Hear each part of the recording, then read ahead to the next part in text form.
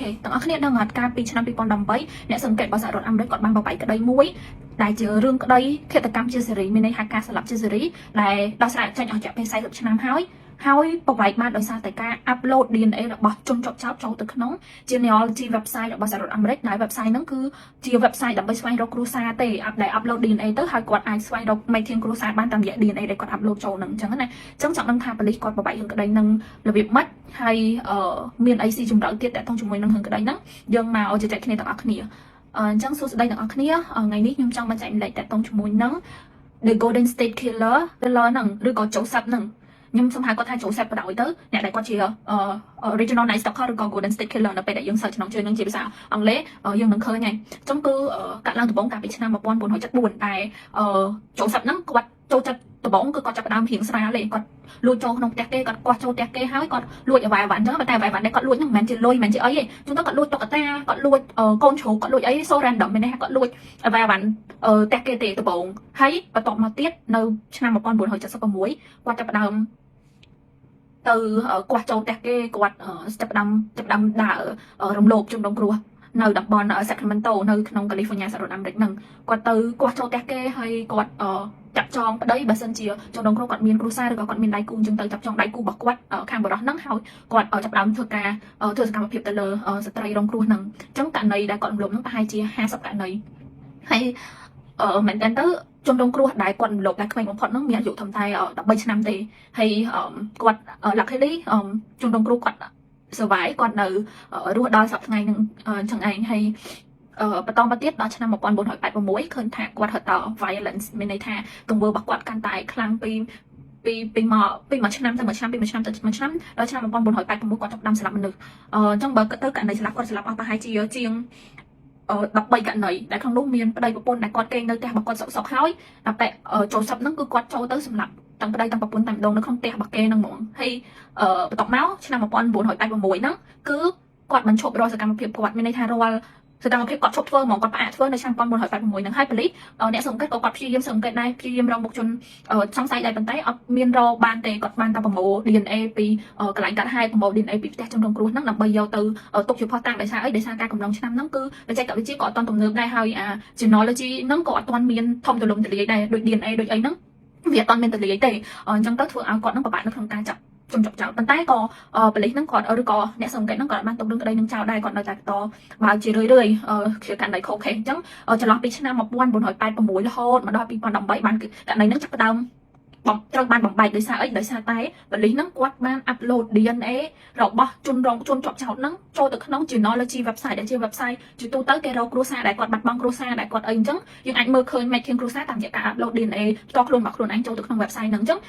អ្នកសង្កេតគាត់ឆ្លាតដែរគាត់ចាប់ផ្ដើម upload DNA ហ្នឹងចូលទៅក្នុង DNA របស់ជនជាប់ចោតហ្នឹងចូលទៅក្នុង genealogy website ដើម្បីរកមេធានគ្រួសាររបស់ Joseph ហ្នឹងអញ្ចឹងហើយបន្ទាប់ពី upload ហើយគាត់ទទួលបានមេធានគ្រួសារក៏គាត់ចាប់ផ្ដើមតាមដានហើយបានចាប់អបិ Joseph នឹងបានអញ្ចឹងណាអញ្ចឹងបន្ទាប់ពីកំឡុងពេលដែលគេចាប់បាននៅក្នុងឆ្នាំ2018ហ្នឹងគាត់អាយុ72ឆ្នាំហើយគាត់នៅមានកូនមានចៅនៅរស់សប្បាយមានក្តីសុខខណៈពេលដែលជនរងគ្រោះដែលគាត់បានស្លាប់ហ្នឹងគឺគ្រួសាររបស់គេអត់មានចម្លើយរយៈពេលរាប់ឆ្នាំ40ឆ្នាំជាងគាត់មើលទៅគ្រួសារជនរងគ្រោះគាត់អារម្មណ៍បែបណាហើយមួយទៀតជនរងគ្រោះដែលគាត់រងការរំលោភបំពានពី Joseph នឹងគាត់រស់នៅក្នុងភាពភ័យខ្លាចគាត់រស់នៅក្នុង depression គាត់រស់នៅក្នុងសម្ពាធអញ្ចឹងខ្ញុំអត់ចង់ឲ្យករណីនេះទៅជាករណីដែល central ទៅលើជនជាប់ចោតទេចង់ឲ្យ remember ថា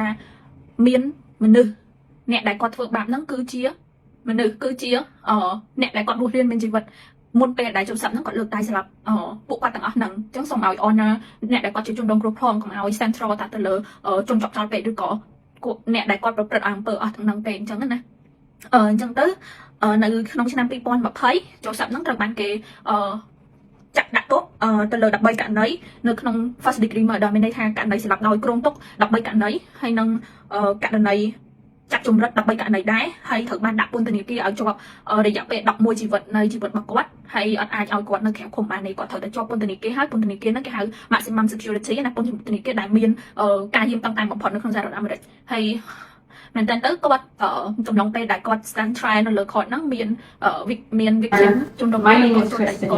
រួចផុត Offering statements at D'Angelo's sentencing ពី hearing. ឲ្យដែលចូលសាប់ធ្វើដាក់លើគាត់ហ្នឹងគាត់បានឡើងទៅ As the evening began on December 18, 1976, ថាគាត់ប៉ះពាល់មិន I was a normal 50-year-old kid. testify នៅគាត់ហ្នឹងនៅ He raped me ក្នុងវីដេអូនេះដែរហើយ repeatedly. ចុងក្រោយចូលសាប់គាត់ At 3 different times that night, គាត់សុំទោសទៅដល់គ្រួសារហ្នឹង I thought I was going to ទី die. ចង់ទៅចង់របស់គាត់តែគាត់និយាយហ្នឹងគឺថា The next morning, ឲ្យតែគាត់ December ធ្វើឲ្យវាជា 19, មនុស្សម្នាក់ I ដែល woke នៅ up ក្នុង knowing គាត់ហ្នឹងជាអ្នកសម្លាប់ចឹង I've មាន listened អារម្មណ៍ថាជនរងគ្រោះដែលគាត់រងគ្រោះពីទង្វើអស់ហ្នឹងដែលចូលសាប់គាត់បានធ្វើលើគាត់ហ្នឹង statements. គឺអត់ទទួលបាន closure ណាអត់ទទួលបានការសុំទោសដែល Each ដែល one ចេញ of ពី them. ចិត្តរបស់គាត់ហ្មងណាហើយករណីហ្នឹងយើង heavy ដែរចំពោះខ្ញុំដោយសារខ្ញុំអានមើលទៅឃើញមានកូនក្មេង And I'm គាត់រំលោភកូនក្មេងដែលគាត់មានអាយុត្រឹមតែ13ឆ្នាំ really ហើយជនរងគ្រោះ sorry ជាត្រីដែលគាត់អាចធ្វើអីបាននៅក្នុងការការពារ everyone ខ្លួន out បើជាគាត់ព្យាយាមការពារខ្លួនក៏ដោយឬក៏Thank ចាស់ you, ចាស់ God. ដៃគូដែលប្រពន្ធចាស់ចាស់គាត់គេនៅក្នុងផ្ទះដែលជាកន្លែងគាត់គាត់ថាមានសុវត្ថិភាពហើយត្រូវបានគេឆក់យកជីវិតរបស់គាត់ដោយសារតគាត់មានបានធ្វើអីខុសសោះអញ្ចឹងទៅវា heartbreaking ដែរហើយហ្នឹងហើយករណីហ្នឹងជាករណីដែរតែខ្ញុំគិតថា technology អាចជួយបានច្រើននៅក្នុងករណីដោះស្រាយទៅលើករណីឃាតកម្មជាពិសេសគឺ cold case ដែលកាត់ឡើងនៅយូរឆ្នាំហើយតាំងពីឆ្នាំនេះករណីនេះតាំងពីឆ្នាំ1970ជាងដល់1980ជាងដែលត្រូវបានគេទុកដោះស្រាយនៅក្នុងឆ្នាំ2018ទេហើយមែនតើទៅសូមpray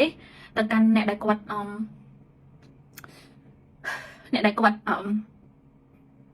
បានចែកឋានដោយសារតែ